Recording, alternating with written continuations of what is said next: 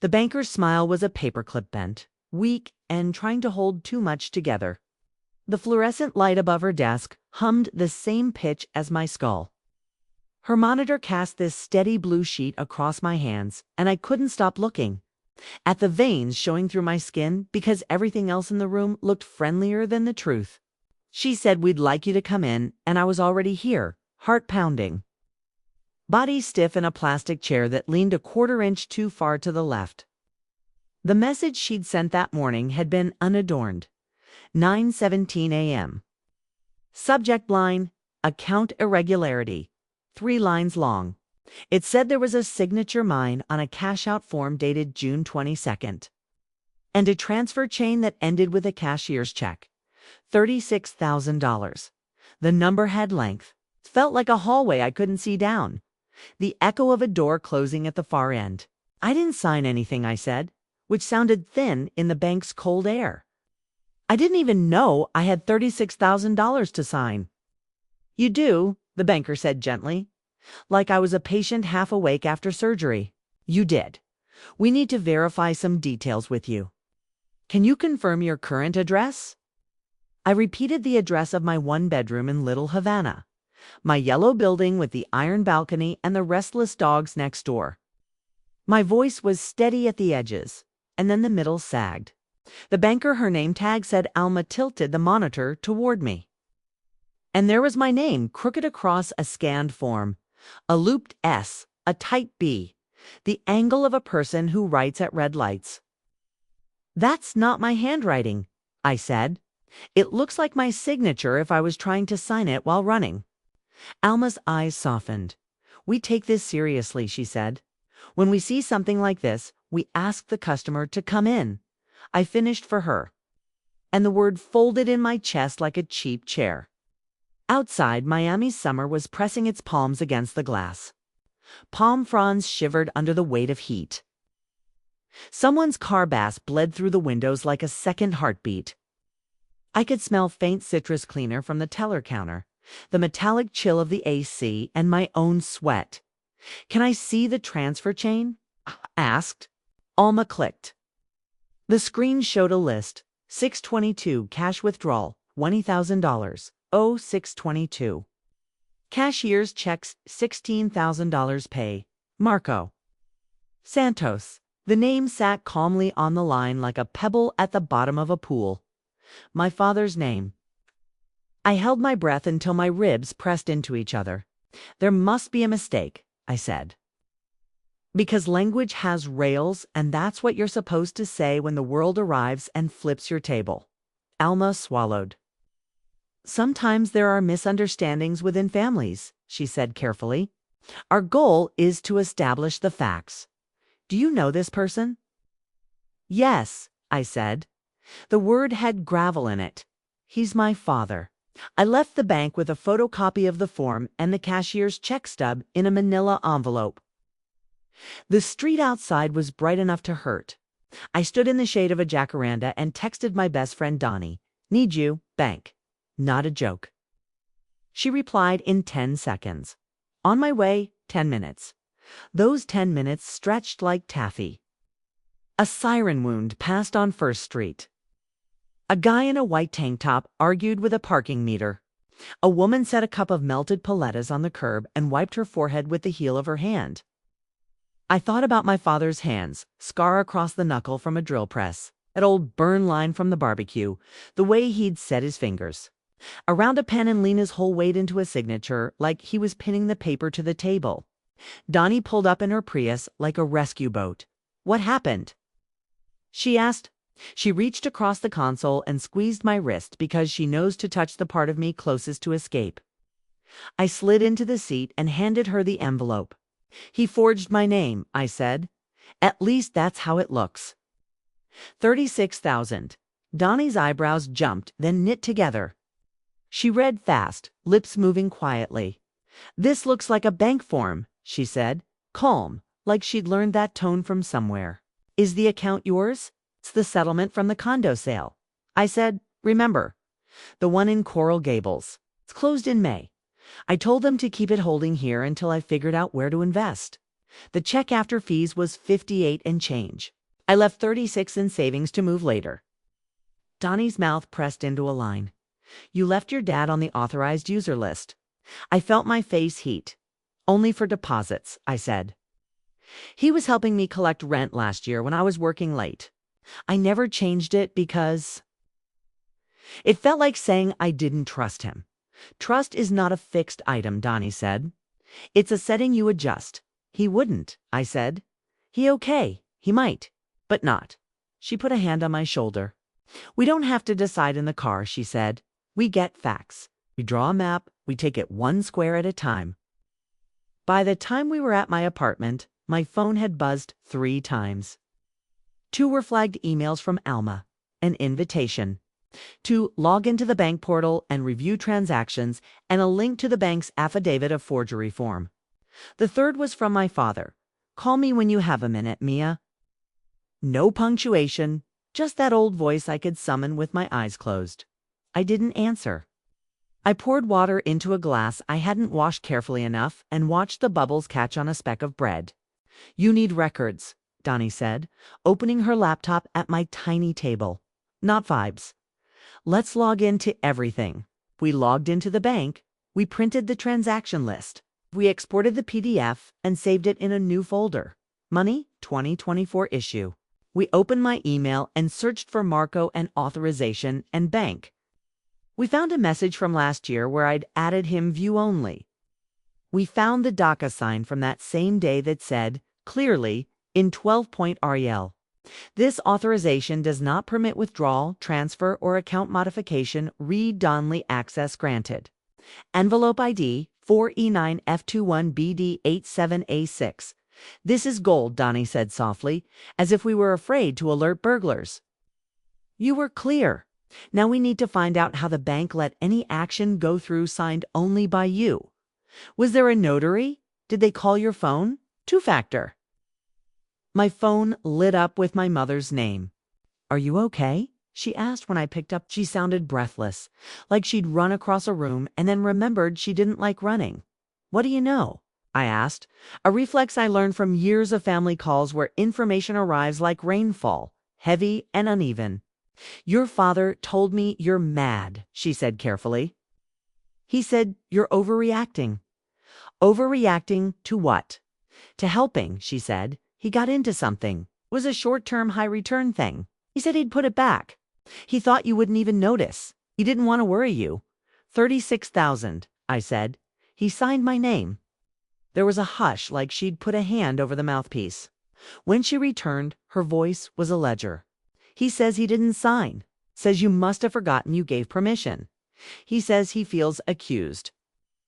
I am accusing, I said. Because he did it. Or someone did it and used his name to receive. Either way, the money went to him. Silence. Then, we're family, she said, small. We don't do this. I'm not doing anything, I said. And the words were true and terrible. I'm going to the bank. I'm going to do what the bank tells me to do. I'm going to protect myself. I could feel my mother nodding through the line. A nod I'd seen 1,000 times across kitchen tables and restaurant booths. He is proud, she said finally. He won't like how this looks. I don't like how it looks, I said. I need to go. When I hung up, Donnie was watching me with her head tilted. You okay? I'm in the hallway, I said. The one with the echo. I can't see the door. Then we'll make our own door, she said. Step 1. Notarize affidavit at the branch. Step 2. Freeze your credit. Step 3. Document every contact. Write a timeline. You like timelines. I did. I put down the glass and opened a new document. Timeline Marco Bank. I typed June 22nd withdrawal. $20,000 unknown to me. June 22nd cashier's check $16,000 to Marco Santos. July 3rd intermittent calls from Dad. Subject line, help me, W paperwork. Did not pick up during product launch week. Verify voicemail. Timestamps, August 5th. First bank notice, interest earned statement emailed. September 14th, Alma's email account irregularity. Sep. 14 branch visit 10 a.m. Obtained copies. I added the envelope ID from last year's DocuSign. I attached the scanned form and scrubbed copy of the check stub into a subfolder. I put the folder into cloud storage and shared it with Donnie in my work email because redundancy is a kind of prayer. When my father called at 12:31 p.m., I answered because not answering is another kind of answer. "Mia," he said, "you're making a big thing out of a little thing." 36,000 isn't a little thing, I said. My voice found a flat surface and lay down on it. "You know how things are with me right now," he said. I could hear the TV in the background, a soccer commentator rising and falling. "Your mother and we got the roof fixed, and your cousin, he needed that car. And the warehouse work is slow. I had an opportunity. My friend Eddie, he flips pallets from a wholesaler in Doral. Clean work. He needed quick cash to buy a lot. We were going to split. Easy 15% in 6 weeks. Dad," I said, and the D in the word dropped like a sandbag. "You signed my name." "I signed your name because I thought you said last year. You said, 'We're a team,'" he said quickly, talking like he was trying to outrun the point. "You gave me access. You told me to make deposits." "I thought we were." "I told you view only for deposits," I said. "Not withdrawals. Not checks. Not my signature ever. You know that, Dad?" He went quiet for half a second, then found anger on the other side of silence. "You always treat me like a thief," he said. "Like I'm going to break into your room and take your money. I'm your father. I changed your diapers. I worked 2 jobs. Remember when this isn't about diapers," I said. "This is about a bank form with my name on it that I didn't sign. I'm going to pay it back," he said. "Eddie's deal is good. We got delayed because the pallets were missing a certificate. It's coming. You won't even be missing $1 by next month. My money isn't an elastic band you can stretch and snap back," I said. "That money is part of my down payment. I have plans. I have a calendar. You can't put me on hold because someone you know is good at talking fast." "He's not a fast talker," he said. "He's a businessman." "I'm going to the bank," I said. "They have a process. I'm following it. I need you to not contact them. I need you to not sign anything else. I need you to text me only with updates. No calls." He made a sound like getting up from a deep couch. "You're going to ruin me," he said, and the words were an old weapon we both recognized. "You're going to make me look like a criminal." "I'm not making you look like anything," I said. "You did actions. I'm dealing with them." He exhaled. "You sound like your mother when she's pretending she's a lawyer," he said, and he hung up. For an hour after the call, my body hummed. I moved through the apartment, touching the back of the chair, the edge of the counter. It's a cool tile where the AC breathed along the baseboards. Donnie sat at the table, typing and not asking me anything until the humming receded and I could hear my own thoughts. "You should call HR," she said when I sat down. "Not because this is a work thing, but because if you're distracted, you need to put a bubble around your time. Ask for remote work for the week. Protect your performance." At 2:04 p.m., I sent an email to my manager. "Stewie. Urgent personal banking issue requiring daytime branch hours, requesting remote for rest of week. Will maintain deliverables. Please let me know if any concerns." She replied at 2:12 p.m. "Thanks for heads up. Keep calendar updated. I've got your back." That small sentence, "I've got your back," landed like a folded towel over my shoulders. By 3:30 p.m., I had printed the bank's affidavit and scheduled a notary appointment at the branch. Alma wrote, "We can meet tomorrow at 9 a.m. at the Brickell location. Bring ID. Bring any documents showing restricted access." I replied with the DocuSign PDF attached and typed, "See you at 9. That night I sat on my balcony under the cotton candy hazard of a Miami sunset and watched the incoming storms muscle their way across the west. My upstairs neighbor's radio played bachata soft enough to feel like memory. My phone buzzed with a message from my boyfriend, Luca. "Everything okay? I got a weird call from your dad. Said you're mad at him?" I stared at the text. The neighbor downstairs clanged a pot lid. A gecko ticked along the wall like a mechanical toy. I wrote back, "He took money. Signed my name. Please don't get in the middle." A dot pulsed. He said you gave permission. I didn't. So what are you going to do? The bank has a process, I wrote. I'm following it. I need you to support me. Another dot. By not talking to him? He wrote he sounded scared. I'm scared, I wrote. I need you on my side. We didn't speak the rest of the night. I slept with the blinds open and woke to a pale bar of dawn across the far wall like tape marking a rehearsal stage. At 8:47 the next morning, I walked into the Brickell branch. The doors wheezed open and the cool swallowed me whole. Alma was waiting in a soft gray blazer.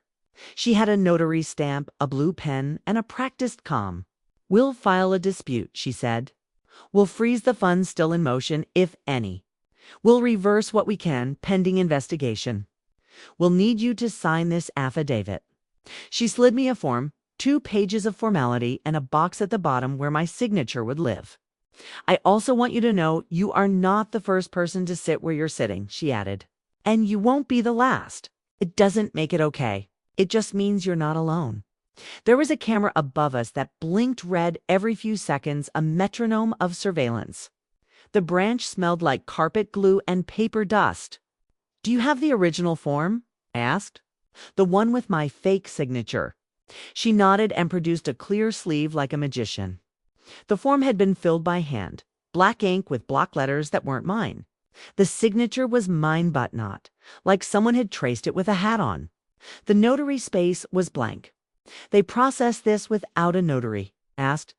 Because you're an existing customer and the teller knew the payee, she said. It's not our best work. The teller is on leave pending review.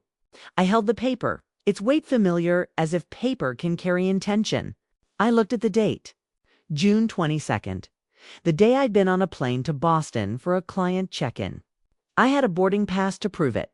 I took a photo of the form. The pen marks were heavy, pressing through to the paper beneath like footprints. Who cashed the check? I asked. It was deposited at Coral Way, she said. Into an account ending in 4,420. That's not mine, I said. She nodded. We're requesting the whole history now. She pulled up another screen. I want you to log into your profile and add a voice password. We're also putting a do not transact without in-person ID flag on all accounts. Good, I said. It felt like setting a lock with each click. I need a copy of the teller's camera footage from that day. She sighed. We can't give you security footage, but we can review it internally. If there's a police report, the detective can request it. So I need to file a police report, I said. She didn't flinch. If a signature was forged, yes. I signed the affidavit. The notary stamped a heavy thunk like a small door closing. Alma scanned the pages, sent an internal email, and then slid a printed receipt to me with a transaction number, 17218FF419. Here's what happens, said. We open a claim. We give you provisional credit if the review indicates a likely fraud. In 7 to 10 days, we'll finalize. If we deny, you can appeal. But given what you've shown me, the DOCA sign, your boarding pass, the access limits the case is strong. Provisional, I asked. You'll have access to the funds while we finish the review, she said. But I want you to act like you don't, she added, lowering her voice. So you don't spend something that could disappear. Keep your budgets tight. Use other savings if you can. On my walk home, the sky had the fragile blue of a dish left out to dry. I bought a cafe con leche from the Ventanita near my building and held the warm cup to my throat. I texted Luca, filed the affidavit. Bank is reviewing. He responded with a thumbs-up emoji. The tiny yellow hand felt like a slap. At noon, my father texted, "We need to talk face-to-face today. 5 p.m., Versailles." He liked big public places where no one cries too loudly. I stared at the screen until the letters blurred and then typed. I'll be there. Bring Eddie. Eddie is busy, he wrote. Bring him, I wrote. Or I'm not coming. He didn't reply. At 5:02 p.m., I walked into Versailles into the mirrored light and green leather. The clink of plates, the soft chorus of voices bouncing off the walls. My father was at a table with his back to the window, which he liked. He always said only fools put their backs to glass. He stood quickly when he saw me and kissed the air near my cheek. "You look tired," he said. "You look like your mother when she used to work night shift." "Where's Eddie?" I asked. "Parking," he said. "You want the croquetas? They're fresh today." I shook my head. He ordered them anyway. 2 ham, 2 chicken, 1 filled with something green that used to be spinach in another life. A tall man in a pale blue shirt came through the door and scanned the room. He had a face like a warning sign. He walked over, smiling with too many teeth. "This is my daughter," my father said. "The lawyer." "I'm not a lawyer," I said. "I'm a product manager." Eddie laughed like he'd heard a joke I hadn't made. "You've got the look," he said. "Sharp. Like you cut your food into exact squares." "I don't need charm," I said. "I need facts." Eddie sat spreading his hands like a TV host. "Your father and I are doing a small thing," he said. "A flip. We had a small hiccup. The certificate came late. The notary got sick. But the buyer is solid. It's done next week. We put the money back. Everyone wins." "Walk me through the paper trail," I said. "Show me invoices. Show me purchase orders. Show me the inventory list with stamps. Show me the dates." Eddie blinked and smiled again, smaller now. "I don't have that with me," he said. "It's in the office." "Email it," I said. Now he looked at my father, who looked at the croquetas as if they were a script. "We don't want to involve business with family drama," Eddie said. "It's a bad mix." "This became business when my signature went on a bank form," I said. "And family drama when the pay line said my father's name. So it's both. Email me the documents." Eddie took out his phone. His fingers moved. A moment later, my phone buzzed. An email, subject, repaperwork. Body attached, please see. There were 3 PDFs. The first was a 1-page purchase receipt with no seller listed. The second was a certificate of inspection dated July 1st with a company name I didn't recognize. The third was a buyer letter of intent with a scrawled signature I could have forged with my left foot. "This is not paperwork," I said. "This is a set from a high school play." My father patted the table. "Mia," he said, "you're making them nervous. Talk nice?" "Nice is expensive," I said. "You spent it." Eddie's smile dropped away like a mask. "You filed with the bank," he said. "You shouldn't have." "I should have done it sooner," I said. "I should have frozen the account when you started calling me in July saying you needed to discuss business. I should have listened to my own raised hair." "Look," he said, leaning in. The smell of his cologne was too clean, like a new car. "If you keep pushing, the bank will lock the account. They'll ask questions. Your father could get in trouble he doesn't need. You don't want that on your conscience." "I don't want $36,000 missing," I said. "I don't want my father to act like the rules are optional if his friend is persuasive. I don't want to be the person in this family who is always easy to borrow from because I can't stand the noise." "You're talking to me like I'm a criminal," my father said quietly.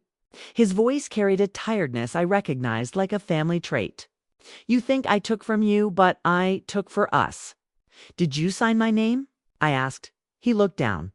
The light from the mirror sliced across his cheek.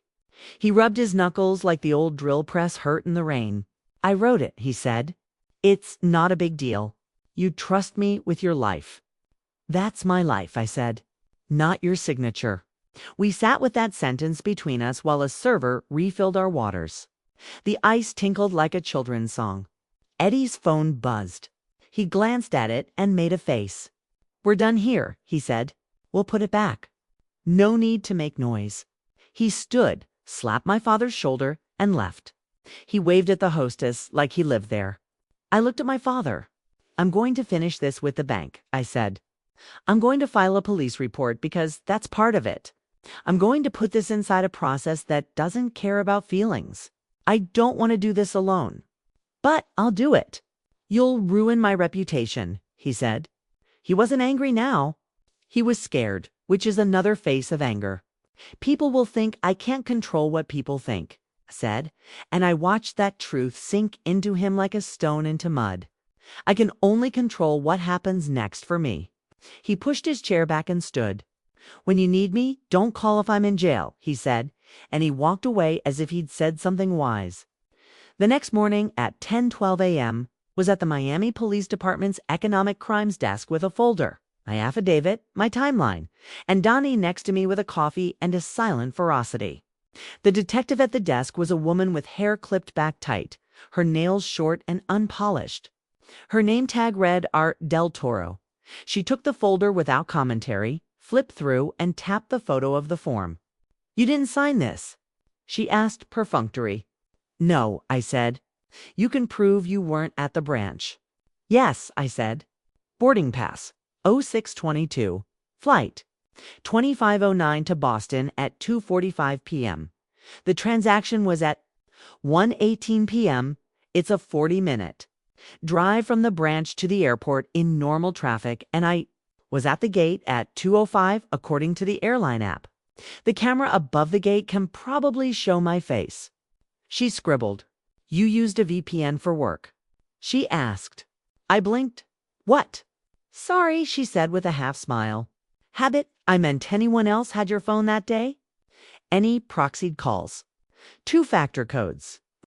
I shook my head. "I have Face ID on everything. The bank has my current number. I didn't receive any calls from them, and they didn't require a call. That's on them." She raised an eyebrow and wrote that down too. "We'll request the footage," she said. "We'll open a case. We'll need to talk to your father." I felt something unclench and then tighten again. "He admitted to writing my name," I said. "At a restaurant?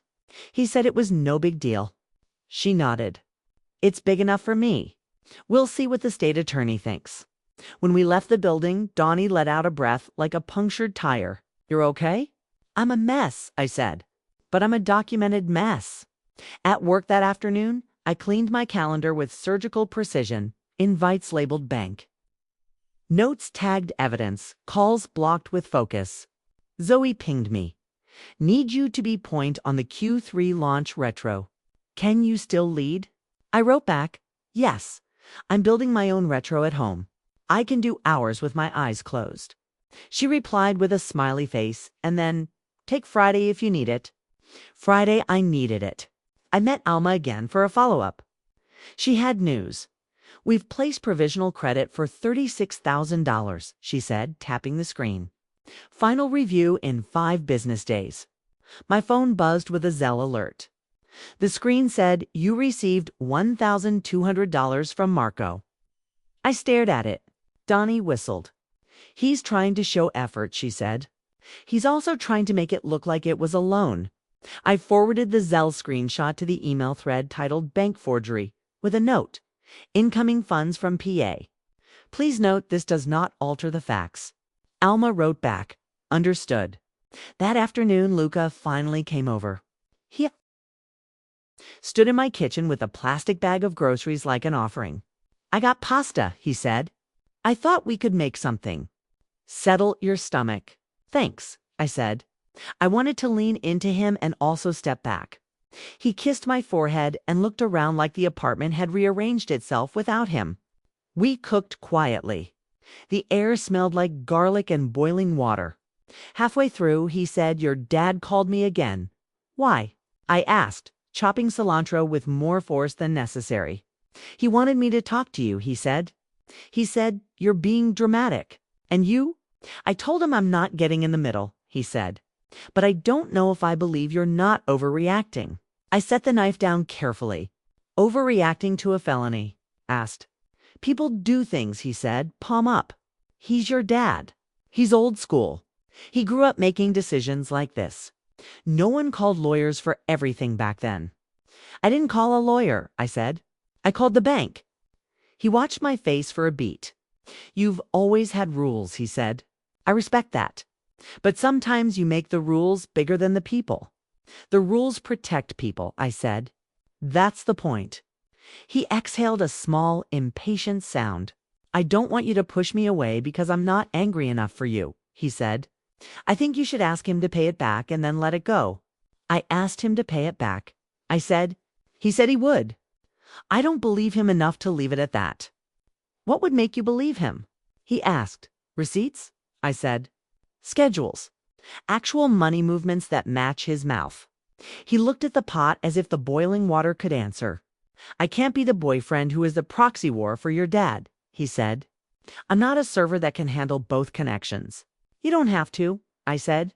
You could be the boyfriend who stands next to me while I do the unfun thing. He nodded slowly, then shook his head as if to dislodge a thought. We ate in silence. After he left, his toothbrush looked like a stranger in my cup. The next week was all loops. The bank's compliance department asked for more documentation.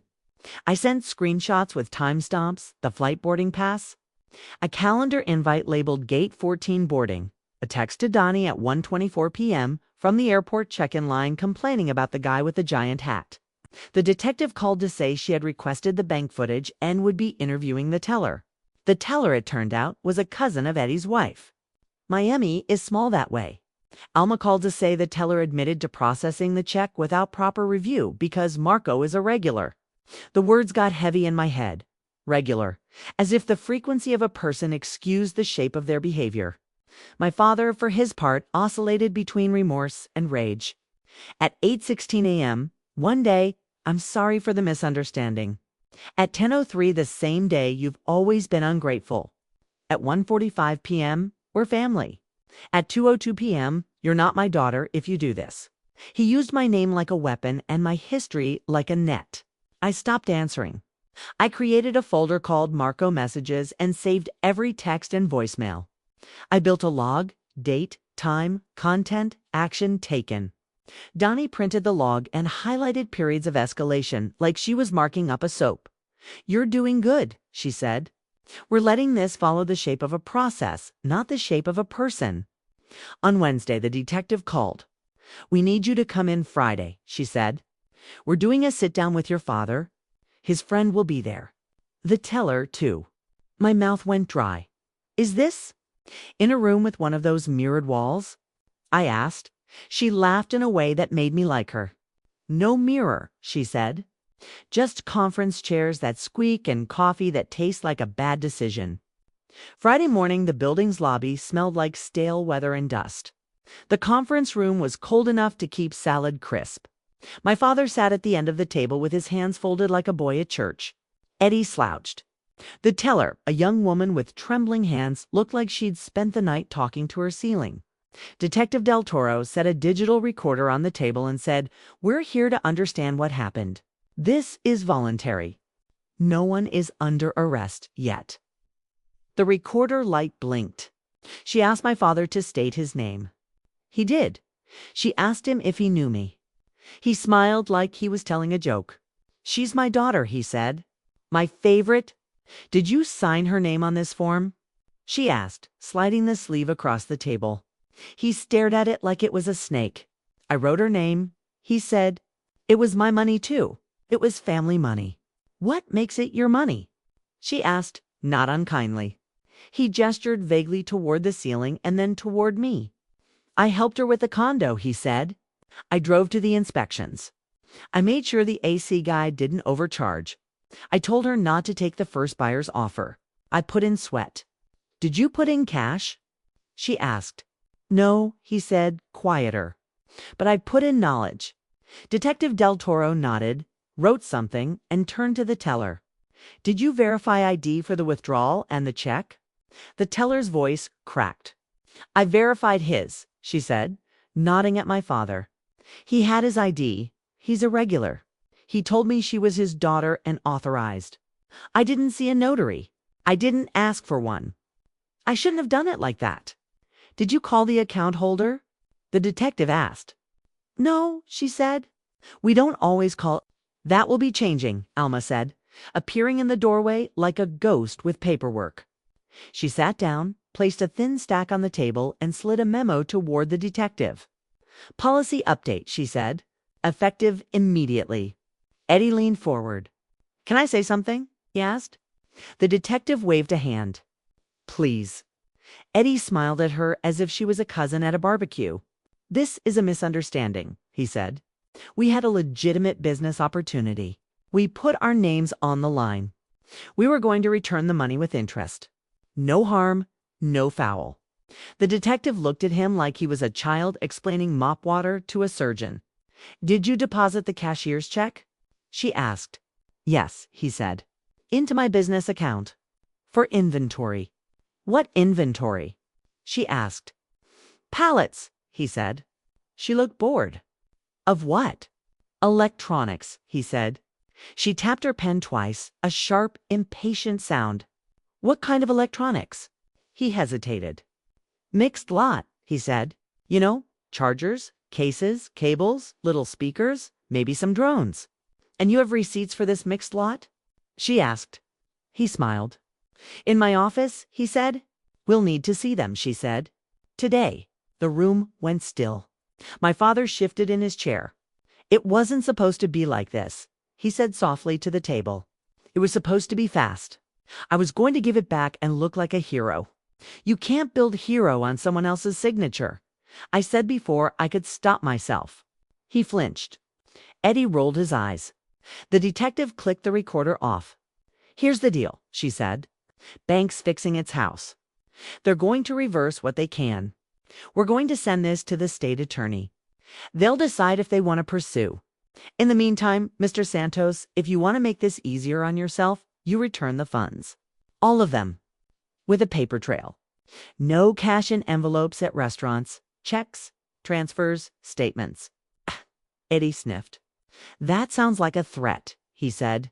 "It's a reminder," she said, "that this is the moment where you choose how you're remembered."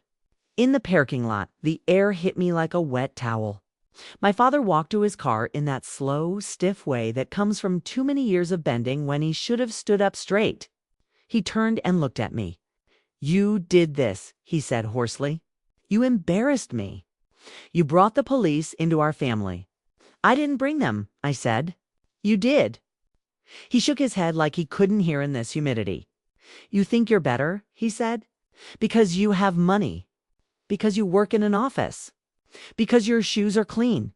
I think I deserve my name," I said, "and the power it carries." 2 days later, Alma called. "The provisional credit is now permanent," she said. "We completed the review. The teller's admission and your documentation made it straightforward. The funds are yours again." I sat on my bed and put my hand over my mouth. My apartment was quiet except for the distant rush of a bus on 12th Avenue. I hadn't realized how much I'd been holding my shoulders until they dropped. "What happens to them?" I asked. "The teller is terminated," she said. "Your father and his friend. That's up to law enforcement. But from a bank perspective, your account is secure. We've added notes to prevent future transactions without ID, and we're reviewing our policies around family members." "Thank you," I said, and I meant it from the middle of me. I sent Donnie a string of confetti emojis and then a real sentence. "It's done." She replied with a photo of a celebratory empanada and the caption, "Just as carb." I would like to say that everything then slid into place like a drawer closing on its rails. But this wasn't a kitchen. This was my life, and drawers catch. 2 days after the bank call, Luca came over with his head down. "I think we need a break," he said. He didn't sit.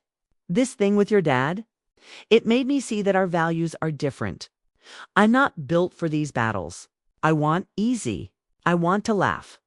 You're always planning. Planning is what kept me from losing a down payment," I said. "I know," he said. "And I'm not saying you're wrong. I'm saying it's not for me." He left his keys on my counter. I watched the door close and felt relief like a clean wound. My father sent me a message. I paid back what I could. The rest will come. It was accompanied by a screenshot of a bank transfer of $8,000. The memo line said loan. I replied with an email to him and my detective and Alma attached. This was not a loan. It was an unauthorized withdrawal. Please correct your records. He didn't respond. He stopped calling. At night, I'd look at my phone and see nothing and feel both grateful and unmoored. In October, the state attorney offered him a pre-trial diversion, financial literacy classes, community service, restitution. He accepted. Eddie got a separate case for the teller connection. I read the summary and felt nothing but a tired hope that maybe they'd learn a language they hadn't had before. I changed my routines. At work, I set up a 2-factor on every system that allowed it. I created a password manager with 12-word strings that looked like harmless poetry. I set a reminder to review my bank activity each Friday at 4 p.m. with a cup of tea and no music. I created a folder called Family Boundaries and put in it not just financial rules, but scripts for conversations I might have to have. When my mother called again, it was a Thursday. Her voice was small, as if it had been out in the rain. "We miss you," she said. "I'm here," I said. "I'm just not in the same room." "Your father," she said, and there was a softness in the word like a bruise. "He is different. He's quiet. He goes to a class every Tuesday. He picks up trash at the park like it's a job. He told the coach at the Little League that he's good at showing kids how to hold the bat. He is trying." "I don't know what to do with that," I said. "You don't have to do anything," she said. "You already did your part." The quiet that followed felt like water you could walk on. We talked about mundane things: her neighbor's ugly new mailbox, my cousin's haircut, the iguanas that had colonized her canal. We didn't talk about the $36,000, the way it had nearly knocked the wind out of my life. We didn't talk about Luca. We didn't talk about Eddie. But in the space where those things should have been, something delicate grew, like moss. I started saying yes to small things my life had no room for when everything was a crisis. I went to a pottery class with Donnie and made a bowl that looked like a child's idea of the moon. I ran in the mornings on the path by the river and watched the old men at the benches play dominoes with the concentration of surgeons. I met Zoe for coffee and told her I wanted to lead the new ethics training for our product team. The one about access and permission, and why letting someone just peek at something often becomes more than that. She said, "I was hoping you'd ask." The first time I led the training, I used stories anonymous enough to protect people and specific enough to matter. I showed screenshots with timestamps and talked about least privilege access like it was a love language. I watched the engineers nod the way people nod when they recognize themselves and want to be better versions of that self. Afterward, in the lobby, a new intern named Ren came up and said, "My mom keeps asking for my login for my student loan portal because she says she knows better how to make payments." I said, "Tell her you'll share your screen, but you won't share your password. And if that doesn't work, give her my email and tell her I'll teach her how to navigate it." Ren's face eased. Later, her mother and I spent a half hour on Zoom, and she learned where the auto-pay button lived and why it's better when her daughter clicks it herself. A few weeks after that, my father texted me a photo of a notebook. The page was lined and filled with his handwriting: dates, times, amounts, hours at park, class, budgeting, money put aside for restitution. At the bottom, in careful, slow letters, he had written, "Boundaries help me too." I looked at the words until they blurred, then asked if he wanted to get coffee. He wrote back, "Not ready, but thank you." I understood. Boundaries weren't walls. They were the shapes of doors.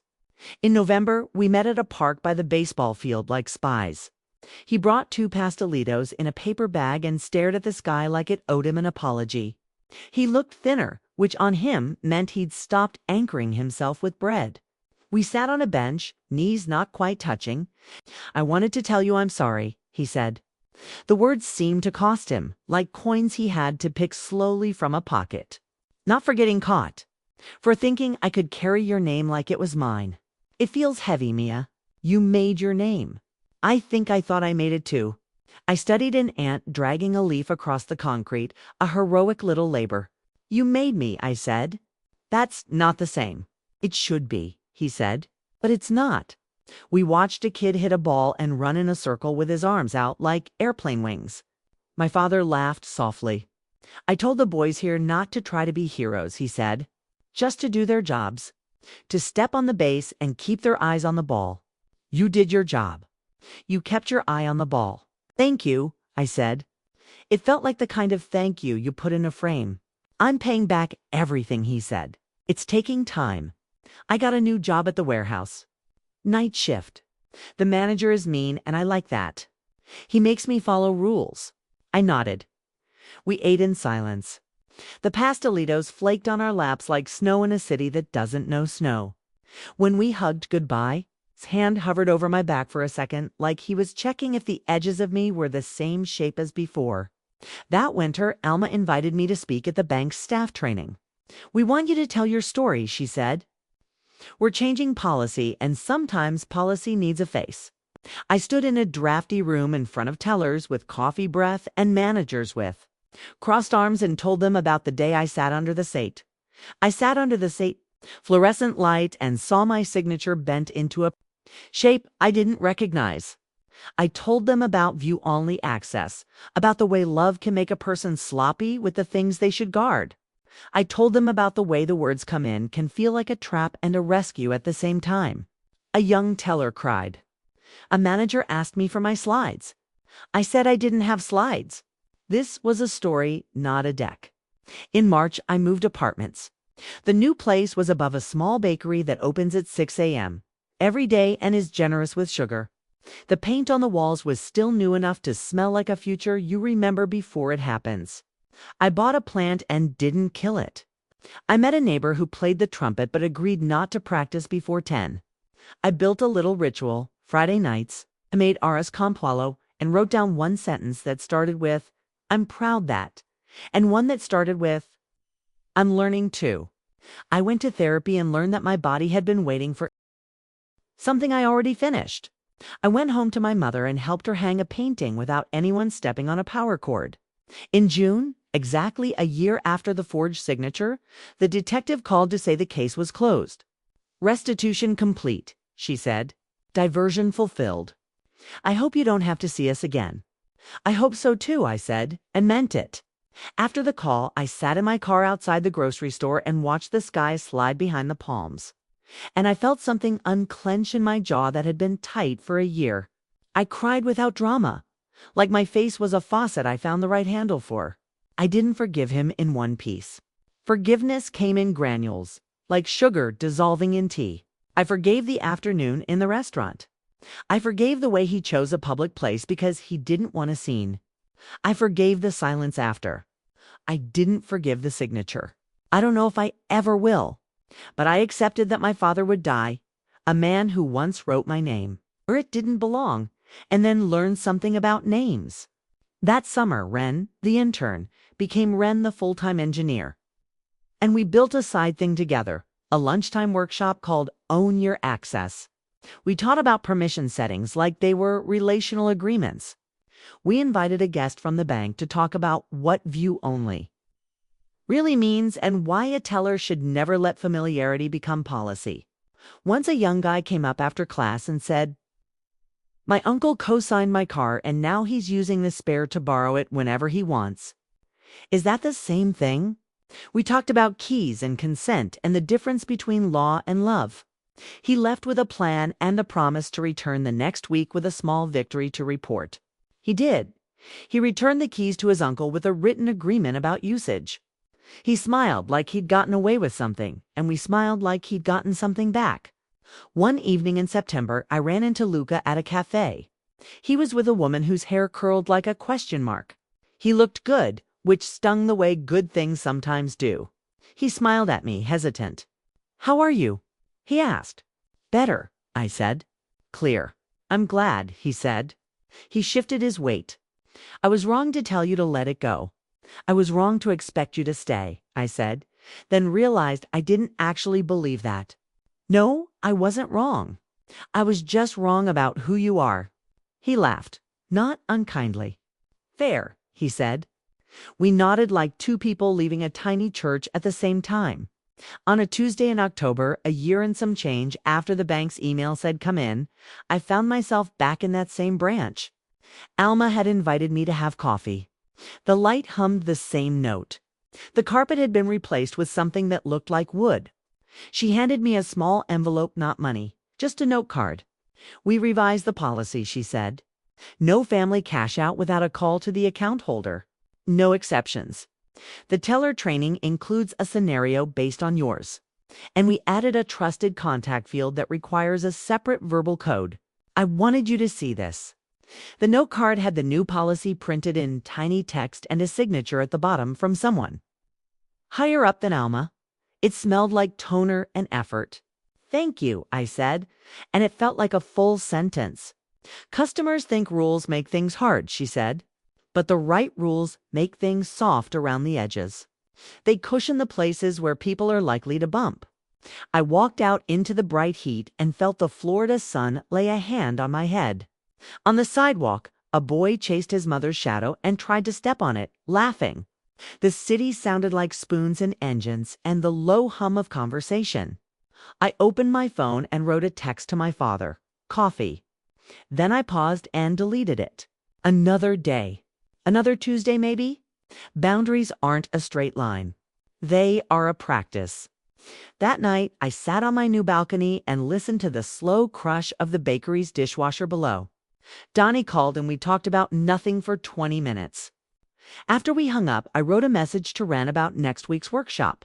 I made tea.